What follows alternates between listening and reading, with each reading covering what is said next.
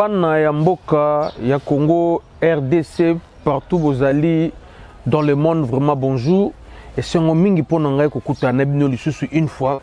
Tobeta masolo au Italie, situation sécuritaire dans mboka na biso, évolution dans comment ça évolue na ba corps na ba réunion nyo surtout ndeza ko salama surtout mingi na kuna na fond esika ba Soudan na biso FRDC vraiment bazo ko se comporter en professionnel bande ko nangai esika ba FRDC na biso bazo ko se comporter en professionnel kuna na fond vraiment un grand merci na ba Soudan nyo surtout ba mapinga nyo surtout ya mboka na biso ezali la force terrestre, force aérienne, force maritime bino nyo surtout vos ailes infanterie bino tous vos alliés vraiment merci Nabino, Dieu seul sait pourquoi pour nous salana. Et c'est grâce à Bino pe ba Soudan na biso ndele lo biso biso tovenda ba Congo oyo. Ndele l'autre pour na biso za komata. Ndele lo oyo même ba politiciens zo mona ana parce que mapeka c'est parce que vous êtes des militaires. To vient to vani na mboka o grâce na Bino. Soki Bino te na niveau to za convoiter na ba voisins na biso. Mais si to pakata mbango. Mais to keno ko ba refuge ne ba Israël ba kena ba Israël. Mais si to kimata ba mboka nini. Vraiment, je pense que je dois contredire Ngate, je mets ma main à couper. Les véritables patriotes, ce sont les militaires des FARDC. Nous devons sortir. À tout temps, nous devons des pères et des mères. Nous avons loi, nous avons politique, des vrais patriotes, des vrais Congolais. Ce sont les FARDC, la police. Nous avons vraiment coup de chapeau na bino vraiment. Ce qui binoté, 2 345 000 km² au Bakoko Batike Labiso, nous sommes les descendants de Kimpangvita. Tout ça, le peuple sera dans la biso. Biso, tous les Libanais, papa Simon Mbango. Tout on sera dans la biso. Bande Konangai. Batuna Batu Bazana Bandenge na Bango. Bende Bazana Gandhi na Bango. Nous aussi, tout ça na biso. Parce que ma sécurité en mboka na biso fait côté la dimension spirituelle bande ko ngai. O ba ko benga biso ba magicien bandoki. Mais pour na mboka na biso, to ça la coutume. Pour dimension comme komeli oyo. Il a vraiment robert ma cité. Ça ma ba diplomatie, il faut que de partout, ba chef coutumier sur ba sanganaki. La pesi merci na ba mai nyo surtout. Jusqu'à Bozali. Vraiment, ça de façon que ADF, na ba Rwanda M23, ça l'a éradiqué. Biso na bino ba mai mettre solo là. Bozaba na mboka. To solo là. To ba papa moko maman moko, ba mai. Mais les ADF ba Rwanda ya M23 to solo na bango te. Vraiment merci na ba mai la contribution na bino. Bo continuer kaka boy. Bo continuer kaka boy. Code ko na Ituri, tozo bendo matoi. Tozo bendo matoi. Ko komi yoka. Mais ba élément code ko o besoin ngako yoka te. Je pense to traiter bino ndemo na ba M23. Naza c'est ba avertissement sous ko boki chef d'état-major. Mais les marques de quoi bah patriote bah yoki bah mo désistérant bah mo bima na zamba mais bah oh bah zoma toi mango vous serez traités comme les Rwandais. Nous allons utiliser des mêmes armes et des mêmes munitions envers vous parce que moi la discipline il y a impoli il y a indiscipliné papa sanctionne kaé bah tigele binoto bo bima na zamba Bobby Manazamba. Chinote Mitali Bino. Na niveau ya Rutshuru, na zone de combat Rutshuru, place FRDC Zali, vraiment message Zali, comme zonga qui déjà banda lobby, bundali susu. Notre armée, vraiment c'est bon, on se positionner. Et on a aussi des informations que même les militaires rwandais au Bayaki, ils s'étonnent. Babimana Rwanda, Bayaki pour protéger, comment on appelle, qui bango moral, na général de chef d'état-major na bango, qui protéger les frontières na bango. Mais bizarrement, se retrouver dans le Congo, puis on les traite des rebelles, des terroristes, et bizarrement, il ne faut pas oublier, On a des Congolais qui vivent à Kigali, dans la province de Kisei, dans la province de Makuda. Comme il y avait aussi des Rwandais ici, il y a de deuil dans le camp militaire dans Rwanda. Il y a de deuil dans la cité dans Rwanda. Parce que c'est clair, l'armée c'est partout dans le monde, c'est le principe. Ceux qui sont dans le front, enregistrer que télégramme bâti état-major. État-major, il y a communiquer famille, bombaka et bien soudan dans front. Ceux qui ont une guerre, balobaka. Ils sont tous salaires en gros, ils sont salaires en gros. So ya bango ne pas trop. Mais bizarrement, matanga comme une ronde ndielo ko pamba na bakaba soudan comme chaque jour matanga na Rwanda kuna. C'est une information vraie et vérifiable. Na kan na ba soudan. Na kan tchatchi na bango kuna. Ça c'est division spéciale bango azalaka. Matanga na matanga. Matanga na matanga. Vous savez très bien que Paul Kagame c'est un dictateur.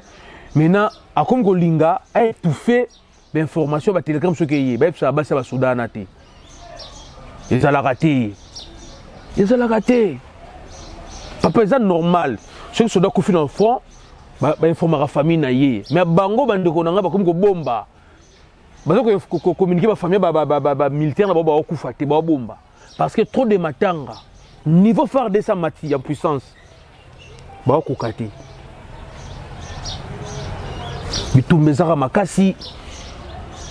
Et pense que ba canot il y a milliers toujours qu'on utilisé wana ils ont qui ba kilomètres milliers toujours qu'on utilisé ba lobi ba canot nous tous en angote ba depuis ba canot ba MV comme ba communauté internationale ngana okamwa papa nous avons notre armée a ça qui des charges nègres bitumba toujours bunda na Ituri ils ont même autre na Ituri autre bunda na Nord Kivu kuna ils ont bitumba ko bunda na Équateur te za ndenge moko te soko na Mambasa bitumba ko bunda na Mambasa ils ont ndenge ko bunda na Congo te chaque zone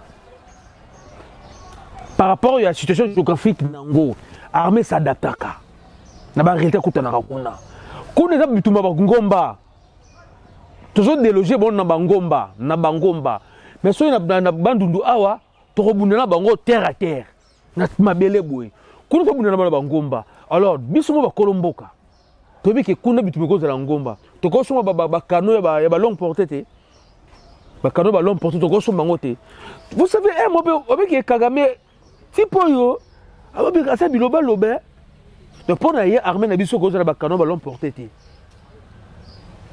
yeah baza contenu ba ko bouger sous te parce que partout ba meka ils ont simbaté partout ba meka ils ont simbaté comme vous savez le président de la République Fachi akendaki na Luanda okutana Paul Kagame kuna na président ya Angola basololaki bazongi mais je vous le dis ce qui est clair et vérité et il y avait deux rapport, moi en français, moi en anglais, dans la traduction au Kokanate. Ça c'est un.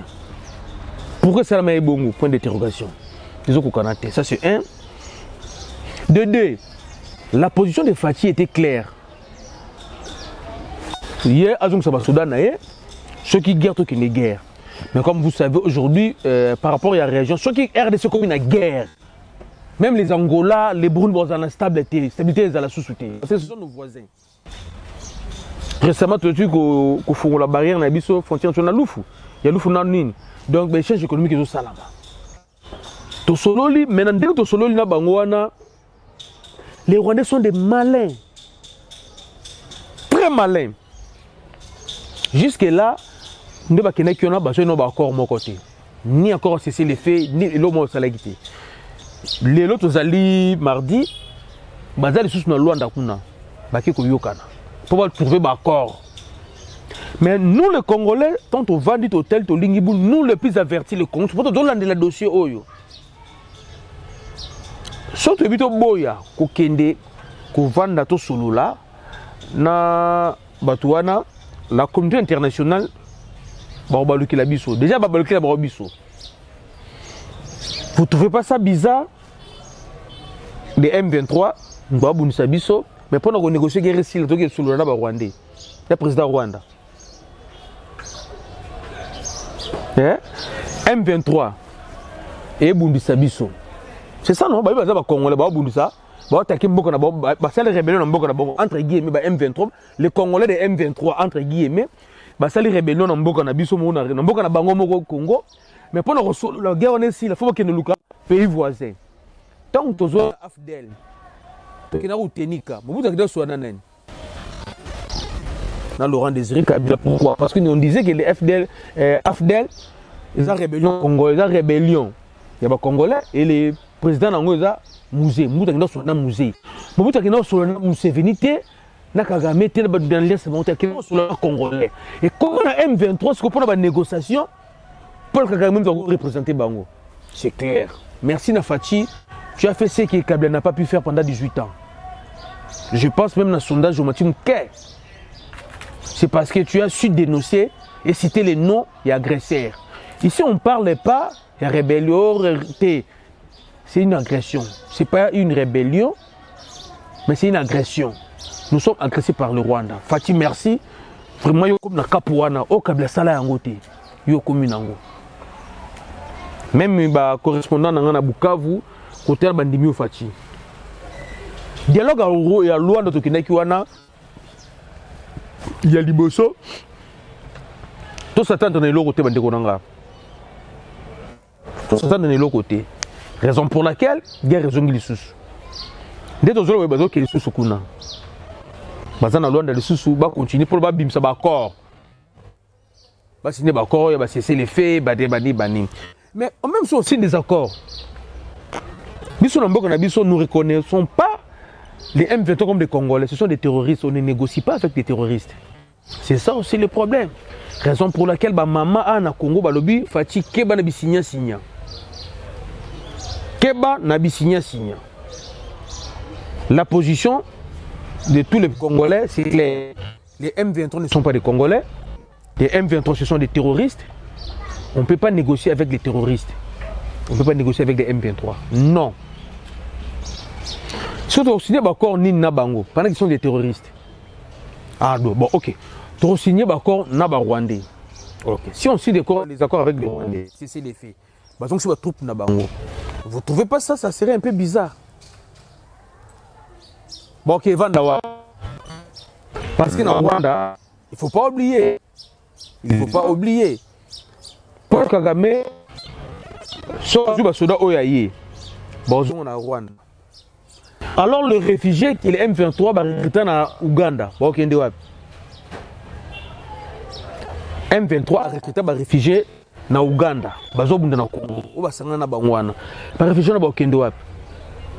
Est-ce qu'on peut les considérer comme des réfugiés encore? Parce qu'ils sont des sanguinaires, des criminels. Tout ça, c'est les faits en Ouganda. Maintenant, c'est ce qui, en fait, c'est ici que moi j'ai dit, il faut que l'armée ougandaise nous dise la vérité.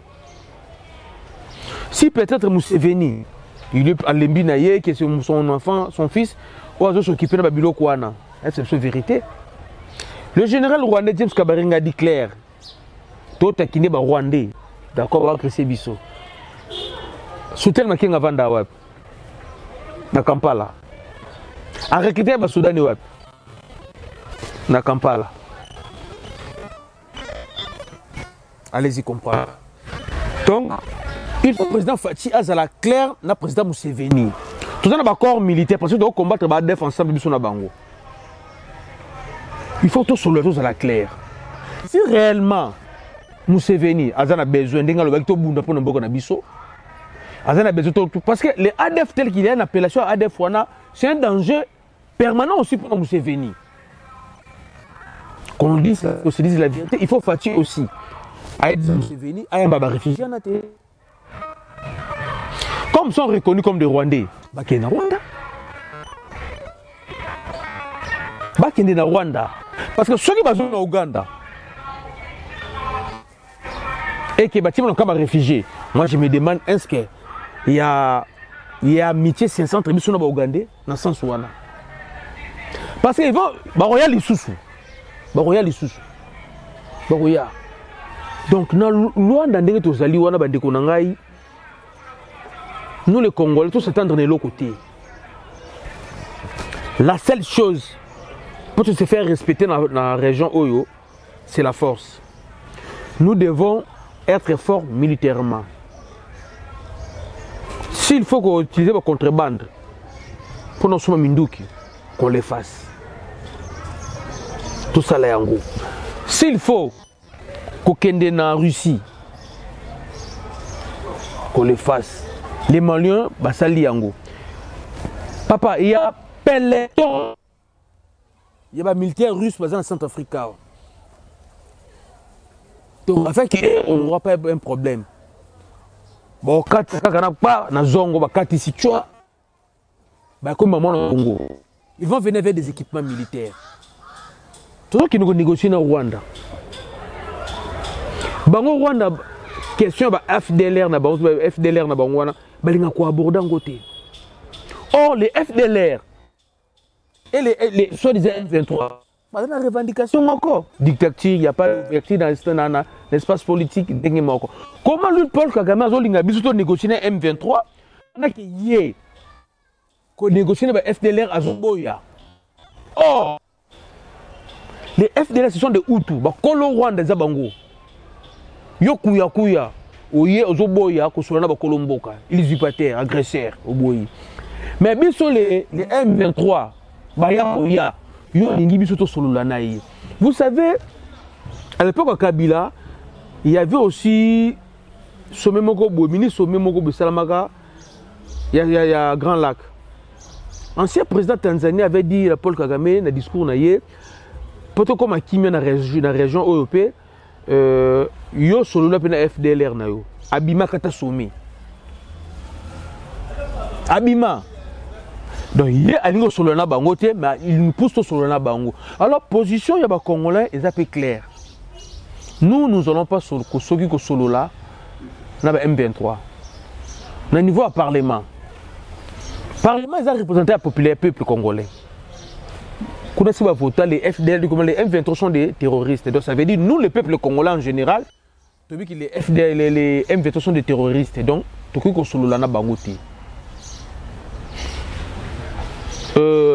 Notre ministre des Affaires étrangères, VPM, vient Lutundula, papa Lutundula, si vous avez na Luanda, peu importe mon bossa là, il faut d'abord que vous soyez vigilant. Vigilant. Et Nazolo Banayo, papa Lutundula, avec beaucoup de respect, VPM, ne pense pas encore aux Wakuna na Angola et que vous allez l'appliquer. Nous allons appliquer. Beaucoup de ils vont faire semblant. Ils vont faire semblant. Il y a ça, ils vont faire la montée. Les cahiers de charges, c'est comme de tout le monde. Notre cause est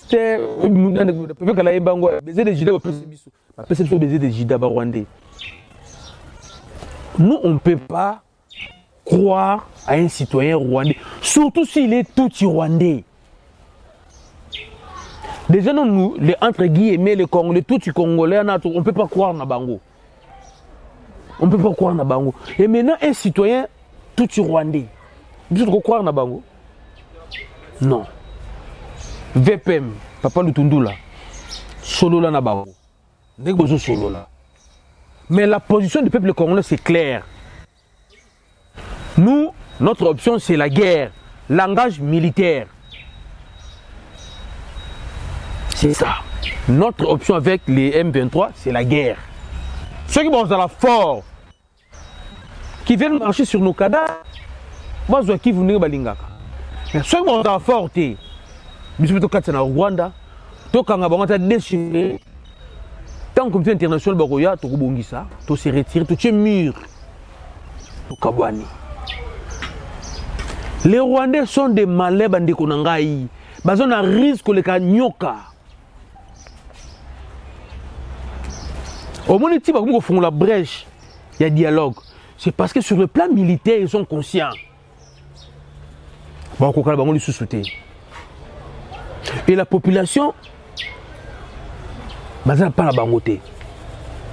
Parce que, bon, nous savons que nous avons des gens qui ont des moral, plus bozo poussana bozo poussana bozo le route ba minéraux ba kabila ba rebelle mbongo nde bazo moral. Mais cette fois-ci ça marche pas. So ba poussana ba population ba kimi. Raison pour laquelle qui doit ba mo ba chef coutumier. Ba bo chef coutumier mon afizi. Ba mo ba chef coutumier. Papa Lutundula. Makambo solo la kuna yeba ke ozo ko engager nation congolaise. Na Congolais en Australie, ozo ko engager. Congolais en Thaïlande, na Dubaï. Congolais en Libuma maman na botemité. Congolais o azana na Lola. Na Lola maman na Zuze Minaete, ozo ko engager. Ya mon bozo solo la kuna. Si ça marche pas, kata. Continue na bangote. C'est pas un secret bandiko na ngai. Le président est derrière nous. Ayebi. Projet na Brazzaville. Oh, balo na Babilanga, basu na Brazzaville. Tel Paul Kagame tiki mokil mobimbe, alo na Brama, basu na Brazzaville. Kana ngama maluku na biso, poani. Projet est secret. Parce que ça va tellement libérer la branche, ça tabi entre frères et amis les choses claires. Ba Congo Kinshasa c'est ma famille. Rwanda, tout ça en Afrique. Projet lali. Bandi ko ngai. Réunion liboso ya Félix ya Fachi Paul Kagame na président ya Angola et apporté dans un nan le côté. Peut-être ba fait ba film le côté. Mais Bimse fait des routes. Raison pour laquelle on dit mardi il faut ni banda lundi guerre et bandi. Il veut monter les enchères dans la négociation. C'est ça. Banda guerre pas monter enchères. Peu importe enchère ba sala. Nous on ne négociera jamais na bango to céder la bango pelo ko côté pe to tikala ka ko sala susu accord mon côté na bango lelo oyo le patron ya Rwanda Rwanda patron Rwanda Air Air Rwanda complètement aviation yaka a lui qui to sala ba shaba to sala ba caprice to suspendre coopération mais pas besoin mboko na biso moko et donc yo sala la Rwanda Air Rwanda no pona biso ba congolais. Nous devons porter un Congo, mais trop porter un Congo. Yo sali la air on pour na bino kuna. Yo sali la bisote air éthiopien, les pour na éthiopien. Mais qui n'est partout dans le monde, les pour na éthiopien. Et c'est les abanan, y a belge. Air France c'est abanan. Yo ba français ba sali la air France pour na biso ba congolais. Tout français ba sali la air France pour na ba sénégalais, tout ba brazzavillois. Hein? Ba sali air France ba pour na ba ba français.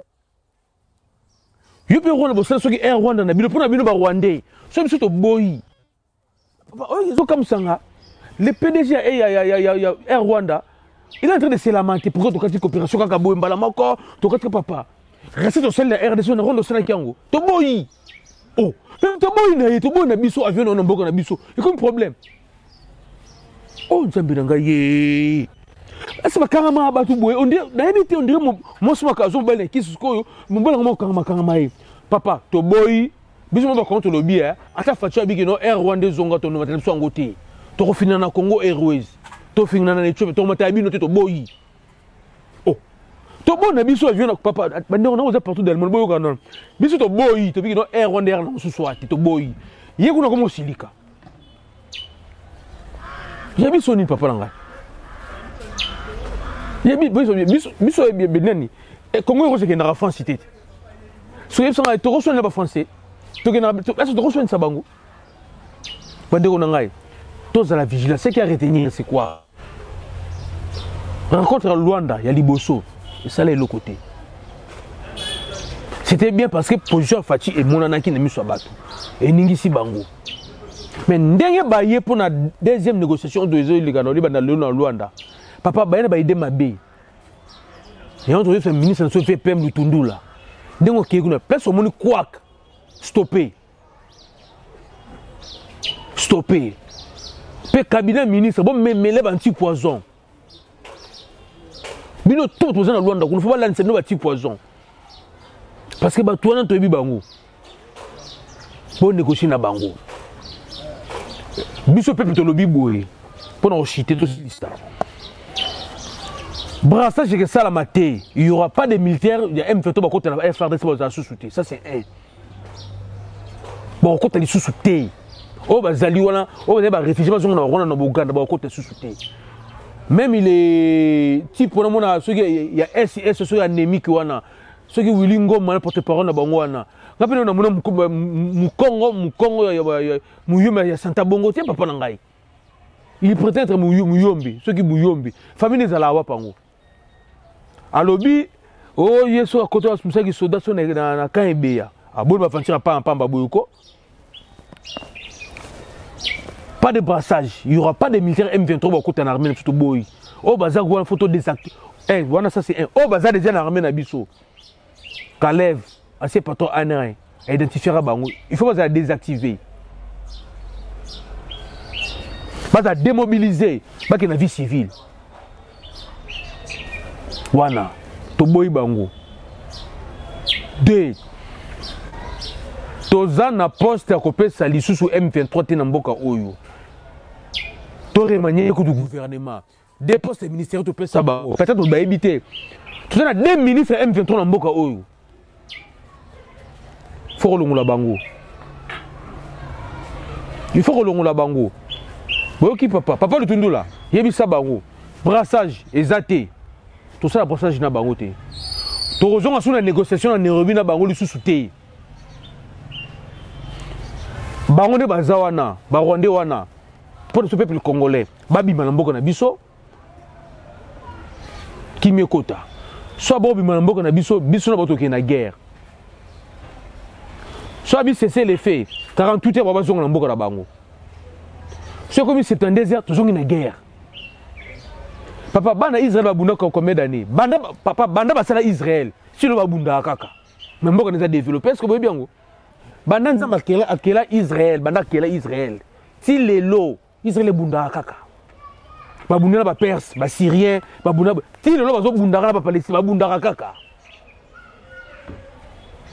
biso ko tout un espace que le Israël biso tozana effectif que le Israël donc nous sommes prêts à bunda pour na goma na biso wana pour na bunda pour na nord Kivu na biso pendant 2000 ans 3000 ans to bunda kaka si mkolo ezoya ceux qui payent zongo koya ya bande ko ngai donc d'accord émission le na sali yango pour ko éveiller ça éveiller patriotique ba comme tout aux alliés ko comme la papa Christophe Lutundu la ministre de l'Affaires Affaires étrangères la délégation est oyo bazana Luanda faut ko là-bas message quand tu terre na bango ko komela ye pesa ya vie na yo soza congolais ni congolais pour ba ko négocier pour na makambo yeleka na ruturu kuna alors aux congolais na droit participer